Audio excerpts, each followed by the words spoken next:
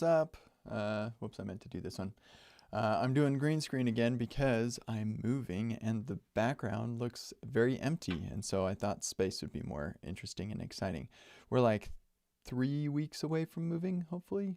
3 weeks from today would, that's 21 days from today. It's the 5th, so that would put us to the 26th, the day after Christmas. I think we might move, pretty sure we're going to move like 3 days before Christmas or something. But personally, I would move on Christmas. I'm just very excited to get moving. So, yeah, anyway, let's talk about office hours. That's what we're here for. Welcome to office hours. If you've never been to office hours before, this is just your chance to come and chat with me, ask questions. I had to cancel the last couple because I was traveling and had Thanksgiving, other like family things and whatnot. But yeah, now I'm here and I've got questions queued up here in Discord. And then if anybody wants to join the Zoom, you can definitely do so. Let me just double check something. It would be a shame if, yeah, if this wasn't now working. I'm Here and Okay. I've got, is that quality really that bad, or is my internet just, really, that's as good Questions as it queued gets? up Here in Discord. And Okay, then, no, it looks much if anybody better. wants to join the Yeah, Zoom, okay, you whatever. can definitely do so. Good. Let me just Super. double check I'm gonna something. thumbs up this. What the Uh, heck is It'd be that? a shame. Oh, that's Zoom updated, and now I've got this little annotate thing down here. Don't like that. I have to figure out how to turn that off. Ugh. This is an amazing feature. People are, of course, going to want to use it. Yeah, maybe. Maybe not. How do I get rid of that? X. Close. Close forever. Make it go away. Always. Options. Dock. No, I don't want to dock. I want it to undock. I want it to go away. Delete. Clear. No, whatever. This is killing me. There's an annotate button up here. Hide. Enable annotation. Hide floating meeting. Oh, shoot. No, I do want those. I can't find a way to hide that. That's super annoying. Don't like that at all. Okay, anyway. Let's get to the questions that have been asked. I am starting a little early today, by the way, because we are actually showing our house in an hour. So I need to be done with this and be out of the house with the dog and everything in an hour. So let's see here. I think we talked about all this. Oh yeah, let me also do, grab this link, say live now. That way people know where to go. I think we talked about this. So we're right here. And we're gonna say, reply to this, Rusty, we're talking about this on the stream now. There we go. So this is Epic React version 1. Advanced React hooks, advanced React hooks, amplify, blah, blah, blah. Okay, and this is exercise 2, use callback custom hook, extra credit 2, right here. Return a memoized run function from use async. Yeah, this one was a little bit complicated. That's why it's not in version 2. Not bad, it just could be improved, and so I did. Question on solution for extra credit 2 in exercise 2 of advanced React hooks. If the run function has an empty dependency array, so take a look at how this is implemented here. Let's see, there's this edit button will take us to exercise. Actually, we want to go to the final 2, extra credit 2. And so the solution here has our run function right here. The run function has an empty dependency array right there. And the reason that we can do that is we actually don't depend on anything other than technically the dispatch function. But the reason that we're not including that is because React guarantees that this will be stable because it's coming from use reducer. And so, yeah, we don't need to include that in the dependency array. So first, just wanted to establish it is correct to not include a dependency array there.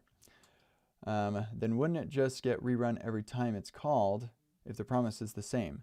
So no, that's not the case. Because we have an empty array here, this isn't going to get rerun every time it's called. I think you might be mixing up use effect with no third argument here. With use effect, if you don't have a dependency array, it will run every render. But this is use callback. It's only going to be run when you call it. And actually, to be clear, I think they might be asking about the fact that we are including run inside of this use effect. And so that's probably what you're talking about. So that being the case, because this is an empty dependency array, this run function will never ever change. And so that's actually part of the reason that we put it, or that's the reason we put it in a use callback, is so that we can put it inside of a use effect dependency array and not have it rerun. Because run is going to be stable across renders because there's no dependencies, no reason for it to ever change. Okay, let me make sure. In the example where the user searches Pikachu 3 times in a row, that promise is going to be a new promise object every time. So wouldn't that mean the run function never memoizes and it just runs anew every time things advance? Yeah, so it will run every time because the promise is different every time, and that's why in future exercises we cache those promises so that we can avoid running it again, assuming that's what you want to do. Sometimes you might not want to do that.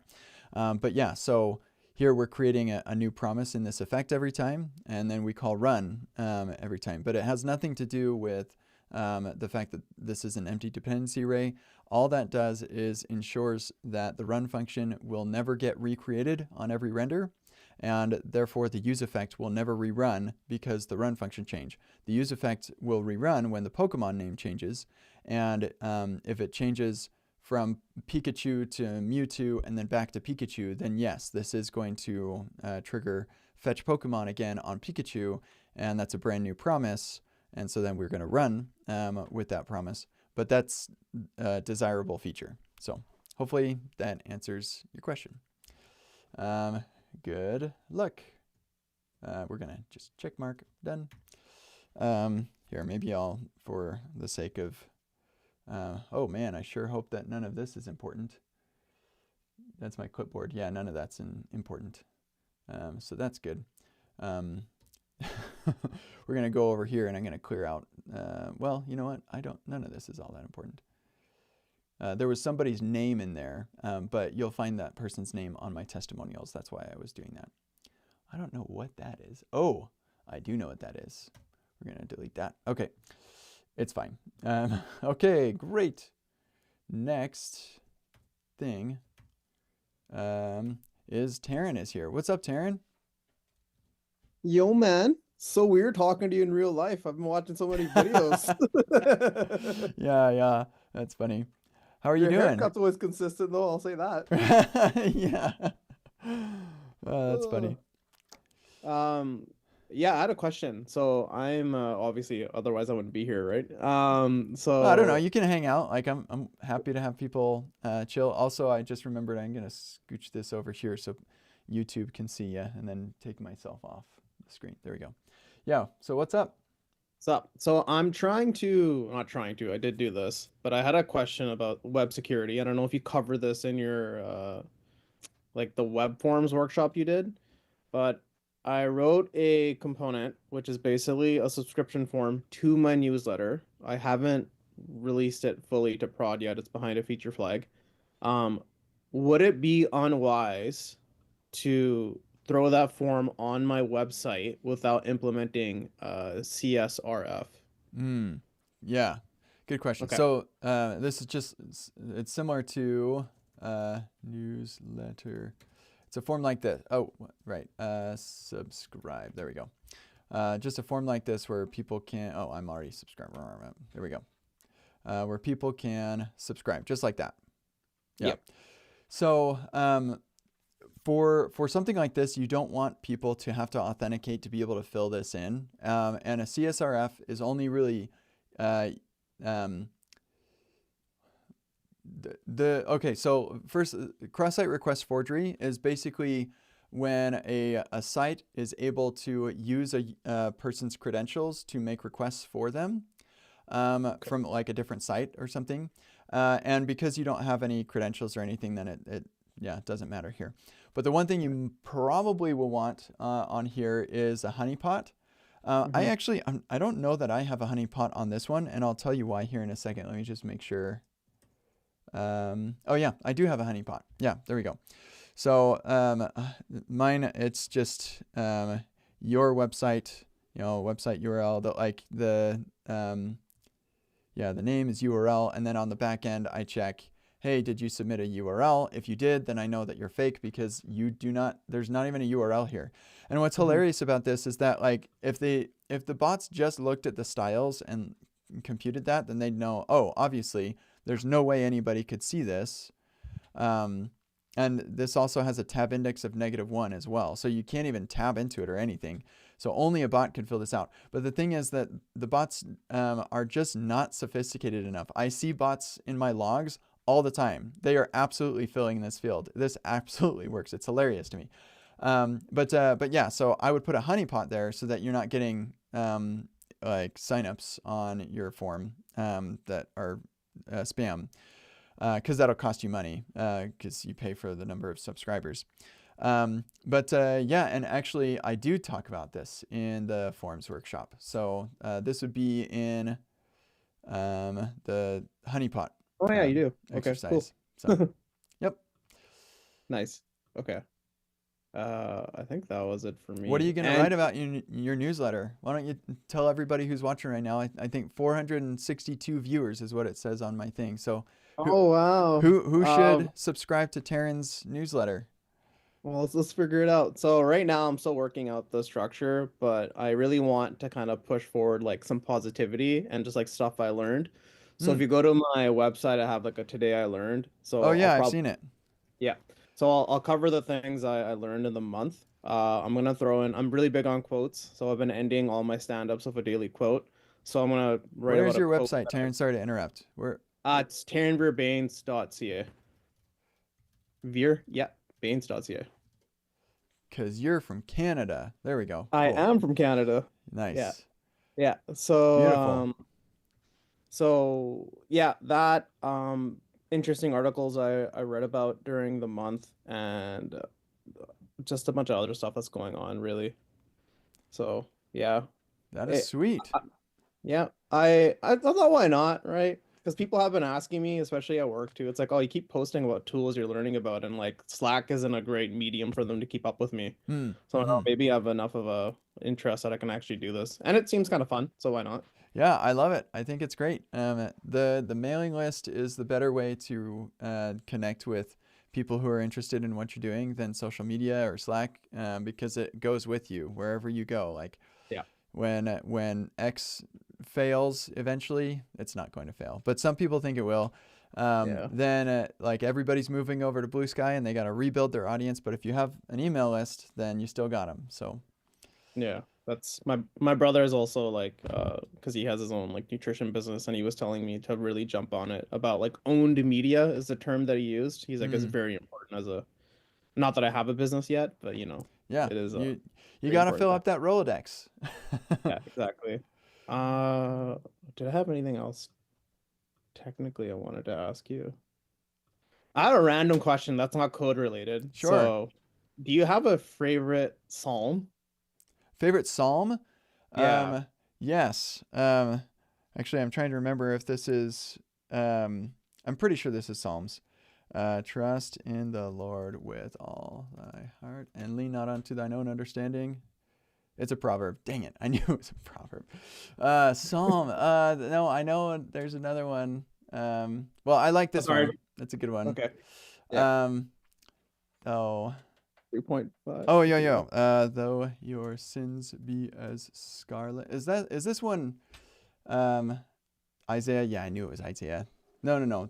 Nope, that's different. That one's different. Where sins be as scarlet. Where is it? Scarlet. Okay, no, it is Isaiah. Dang it. I knew it. Um I know there's a psalm that I like, but no, I don't think about it a lot apparently. That's all good. I can even I like skipped in the my mind I contact. can see where it is on the page. It's like on the Yeah. left page, the bottom right. But yeah, I can't remember what it Would you is. mind DMing me once you find it? Yeah, I'll have to Uh, look it up. cool. Um, Thanks, man. do you have a favorite? Uh, I don't know if this is right. This YouTube video got recommended to me like from the algorithm, and I was listening it to earlier today. I think it's number 6. Hold on, let me just pull up the video really quickly. Um, Lord, do not forsake me is like how it starts. Oh, I like that. This is Psalms 6. Whoa. Where I got window management over here. Here we go. Psalms 6. Uh, Forsake. I'll find it This is King properly. James version, so maybe Okay. it's just written Yeah. differently.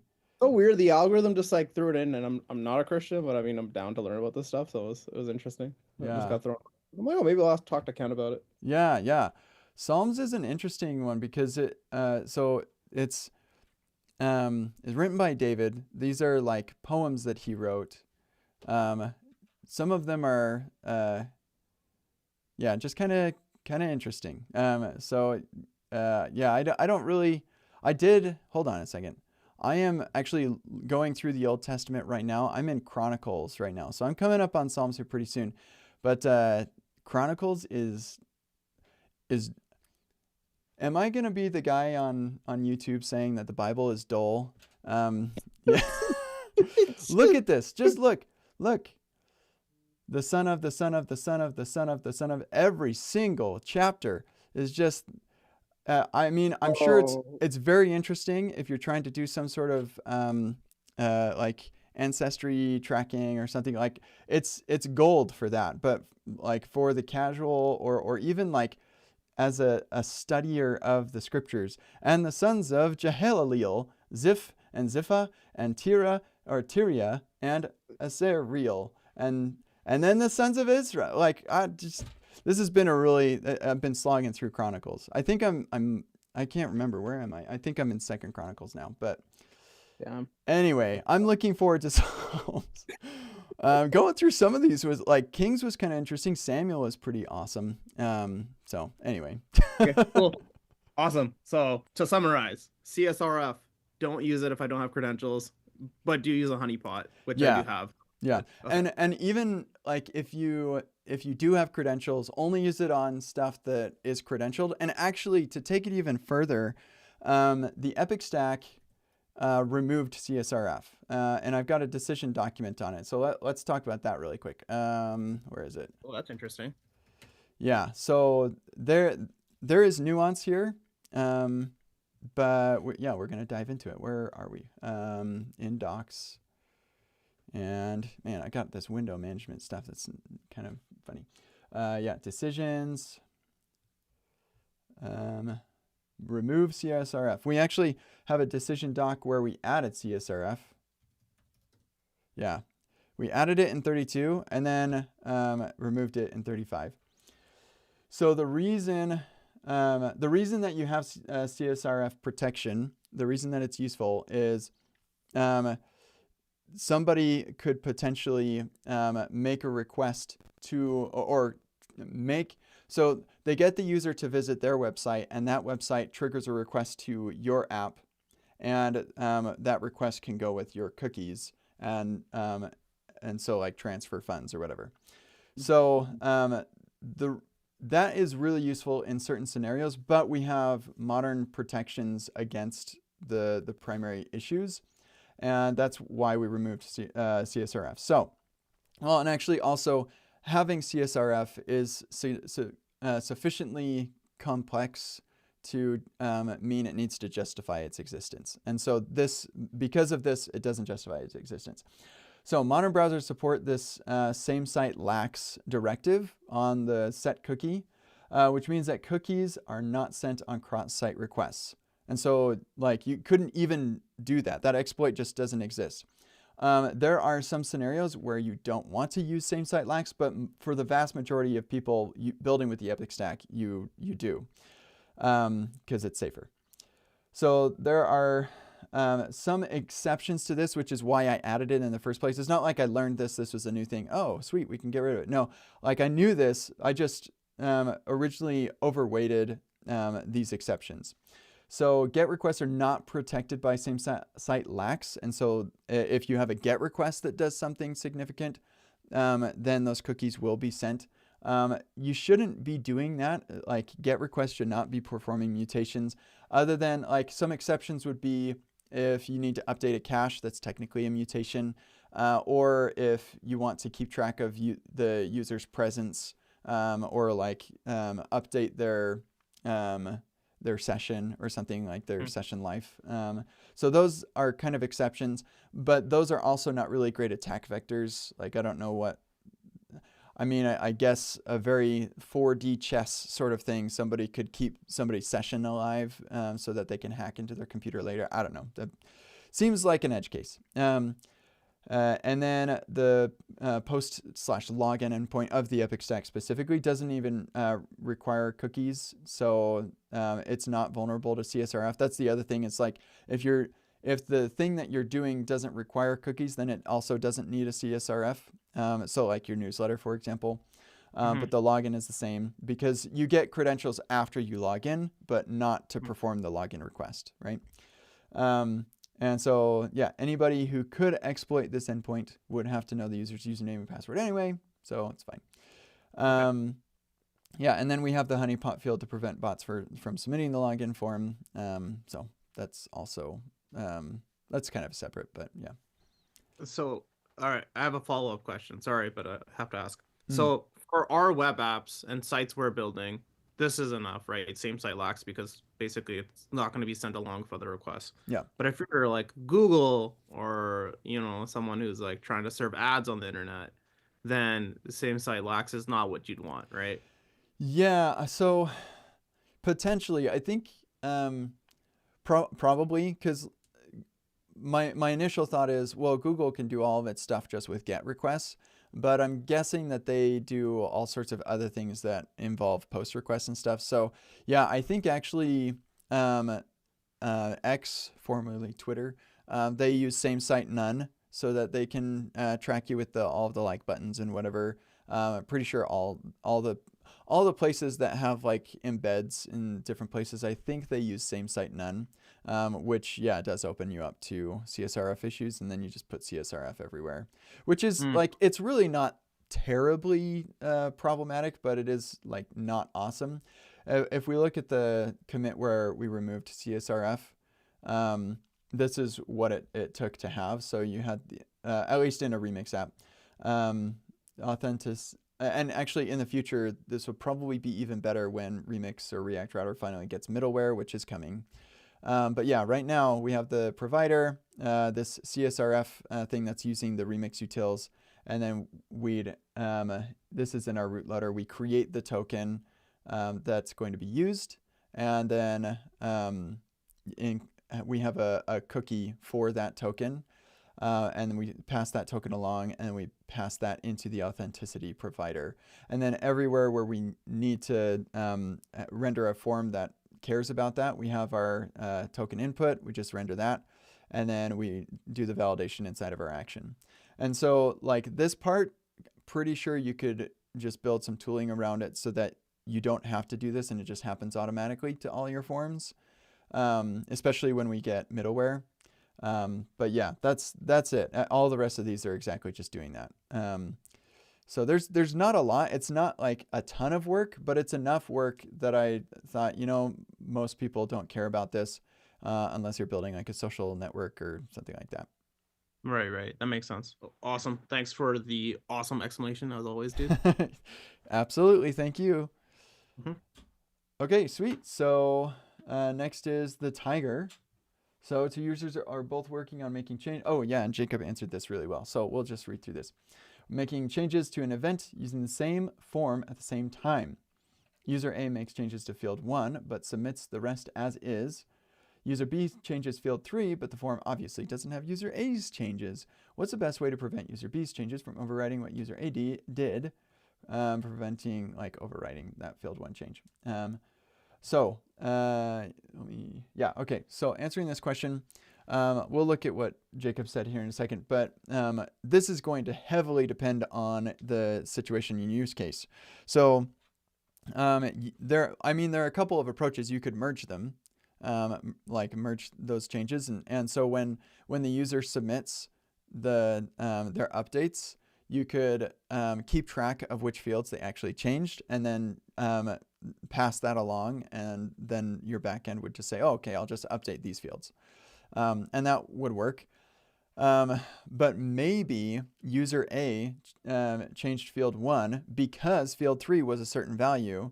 And if field 3 was a different value, they would have changed field 1 to something else, or they wouldn't have changed it at all, and vice versa. So it depends on the situation, where if users expect what they submit to be saved, regardless of what's in the database now, like all of these fields, update that. Or if they say, I just want to change this one thing. So like it really depends. And like, I just want to change this one thing and I don't care what the other values are. So it depends. And even in a single app, different forms might have different scenarios for something like this too. If you are building an app that is like regularly people are collaborating on a document or forms or something, then having user presence and like live updates to what they're looking at and auto saving and stuff probably seems like a good idea. Adds quite a lot of complexity to that. But if it's kind of what your app does, then like that is justified complexity, I think. So yeah, depends a lot on that. And then the follow-on question, is there or are there libraries that help with this?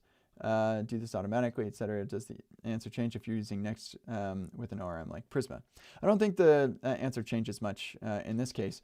There are libraries that help with this. There's, yep, exactly what, what Jacob said here. So the core solution is keep your submissions small as possible. Again, it depends.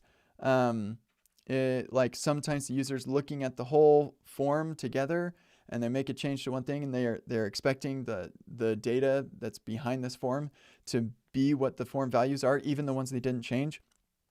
So it really depends. And yep, Jacob's got a cool form abstraction. It's kind of interesting. As additional layers, there's rich ecosystem solutions, multiple people editing once from locking fields, CRDT, that's conflict-free replication data transmission. I actually can't remember what the T stands for either. And YJS I was going to mention, that will accept queue of changes from different user and merge them together. I've not found any of these to be particularly great with Prisma though. Yeah, I've not used YJS, so I can't speak to that. But I would, I wonder why that is. Yeah, that's interesting. I wouldn't expect that your ORM would actually matter that much, but maybe. There's Prisma Pulse. Can stream changes in real time. That's a fair mention also. I don't use Postgres. I use SQLite, and so Prisma Pulse is not going to work for me right now, which is kind of probably why I didn't really think of it. But if you're using Postgres or one of the other, I think MySQL probably supports Pulse as well, then that would be one to look at too.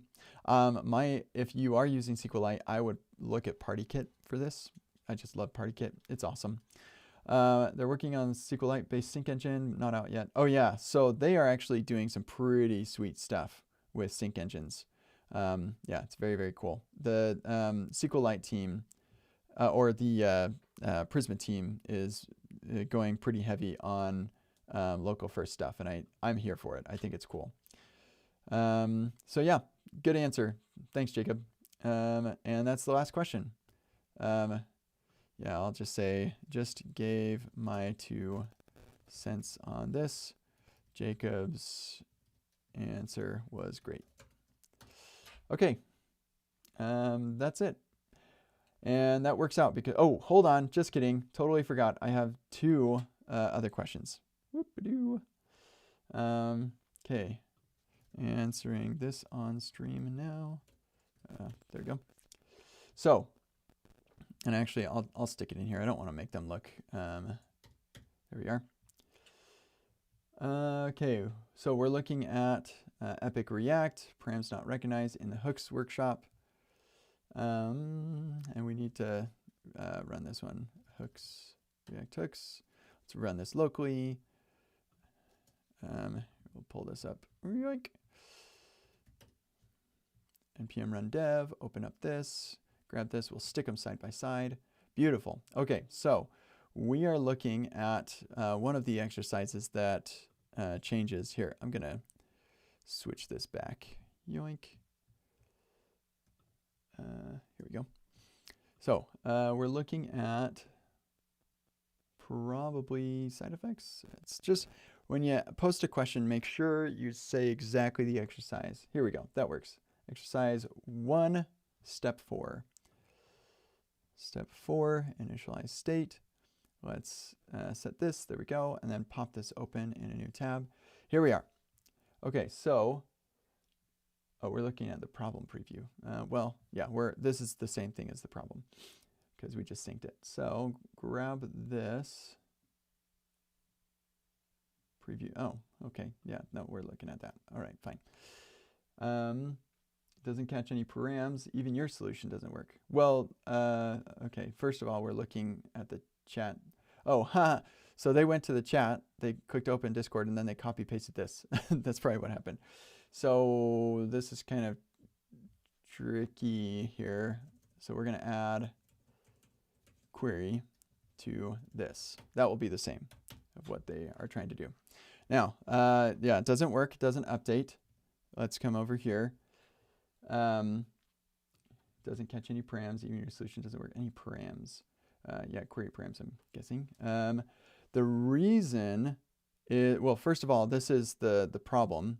If you want to look at the solution, just let's verify things here. So I'm going to switch this to the solution. Come over here. And it looks like it does work. So I'm not sure what to say about that. We could pull up the DevTools. Or here, let's just look at the diff really quick. So we're going to look set to playground. So we're doing URL search params, window location search right in the app here. And then, yeah, params get query. I don't know. It's working for me. Maybe double check the diff to see what the difference between what you did is and what I did.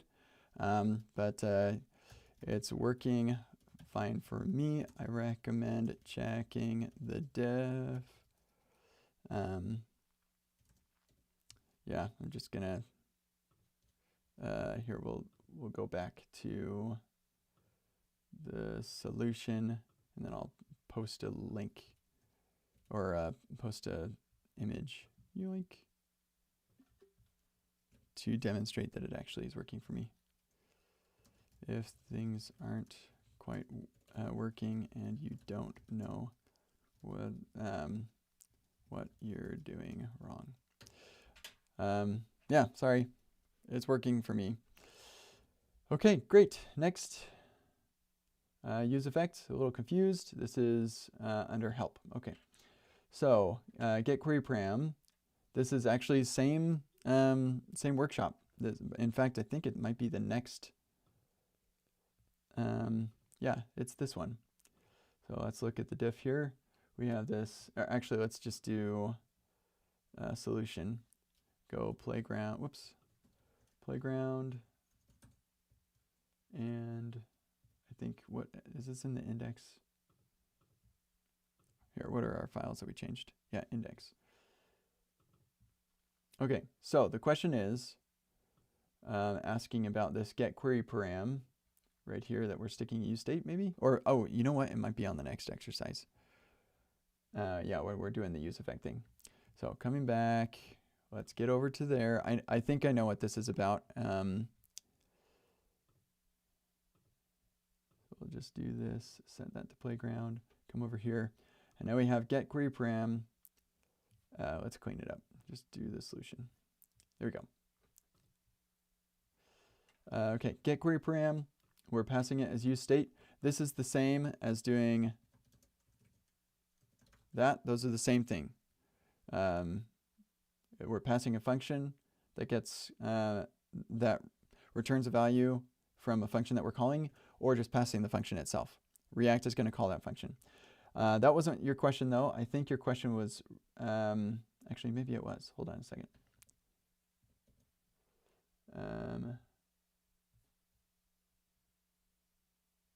Yeah, it's this set query. Okay. I would like to understand the use of get query param with the parentheses inside the use effect? And would it be a problem to use it without parentheses? So no, it actually would work either way. I think we are on the wrong step. Let's go back to 2.1 solution. And there we go. So this get query param, set query, all this. Hold on, that does look a little different. Oh, it is. It's just different. Okay, that's fine. I'll just copy this, and we'll stick it right here. There we go. Okay, so the question is, what is the difference between set query with get query param and using the function invocation? There's effectively no difference. The fact is that set query can accept a function that returns the value, and you can have the previous query as an argument, and then you can pass that or use that in the calculation of your new state. And because of this, because the fact that set query is going to call the function, you can actually just pass the function itself, or you can call it and then it will use the results of your function. So this has nothing to do with React other than the understanding that set query either accepts the new state or a function that returns the state. Once you understand that, then you can pass the state itself, or you can pass a function that, when called, returns the state. So that's what's going on. It's just the way JavaScript works. Hopefully that answers your question. I forgot to say, oh, hold on. We got a really good answer right here. Just answered this on stream. Here's the stream. Also just noticed Alfer's answer, which I'm sure I should probably make sure that it actually is really good. So reference to a function the other is calling it. If you pass the function, it will run exact.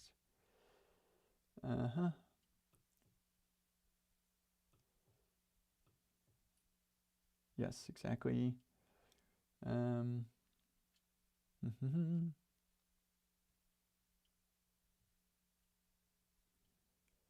Yep, and that's what we do in the next step, which is great.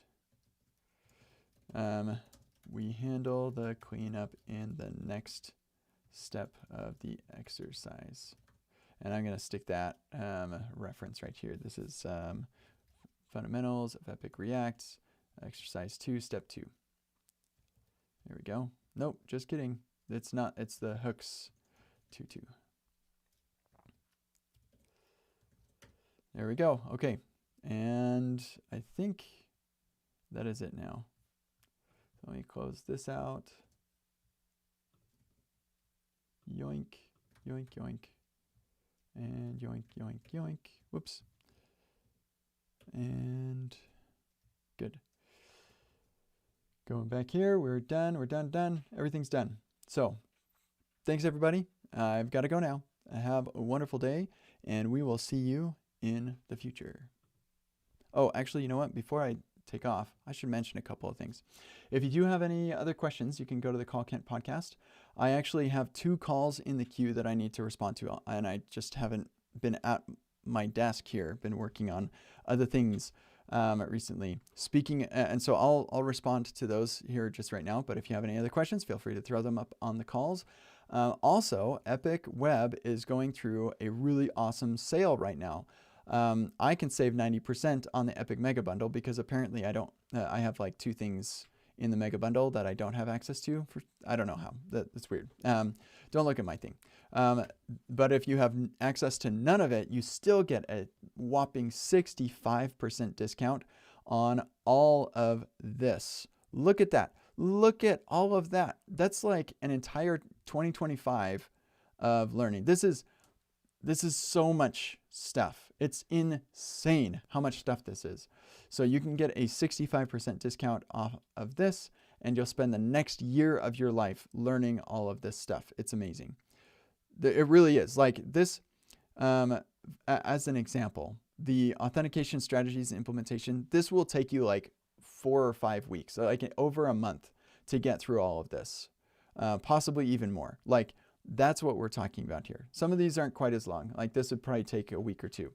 Um, but yeah, there's so much good information in here. You absolutely want to take advantage of this before the price goes up to its full price. Because yeah, this is an outrageous value. But if you have some of these things already, then you're absolutely welcome to upgrade to fill in whatever gaps you have. And so in my case, I have 2 things I'm missing. It's going to be a 90% discount, which is like, yeah, pretty stinking amazing still.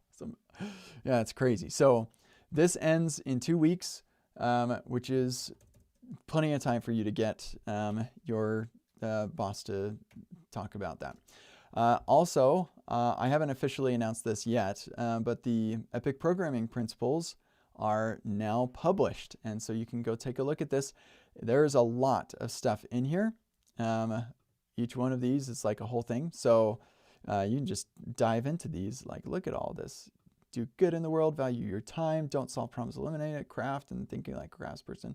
Oh my goodness, there's so much stuff in here. Best practices don't exist. Oh, bug right there. That should lead to the next one. Whoops. That's interesting. And then it just really wants you to go to the best practices don't exist. Okay, I'll report that. But yeah, we've got so much stuff in here that you're going to want to look at that. So that's pretty exciting. We also have a cheat sheet so that you can just put this up on your wall and be like, oh, that violates the design to fail fast and early principle. You know.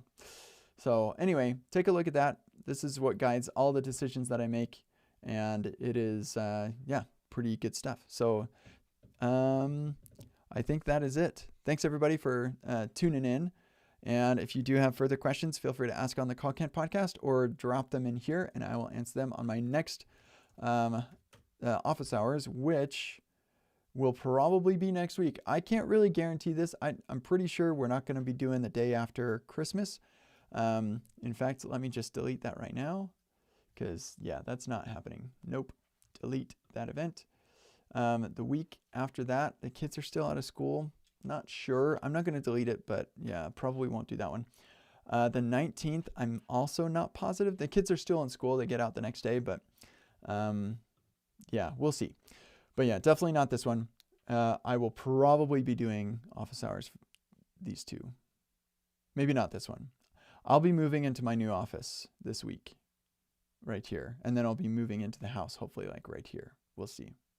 Depends on a couple stuff, a couple things, but definitely in this week. So it's going to be kind of busy. I said, yeah, appreciate y'all's support. Hope you enjoy the programming principles. I'm going to have a style guide coming in the next couple days. Also, that's what I'm going to be working on today. So yeah, thanks for joining. We'll see you all in the future.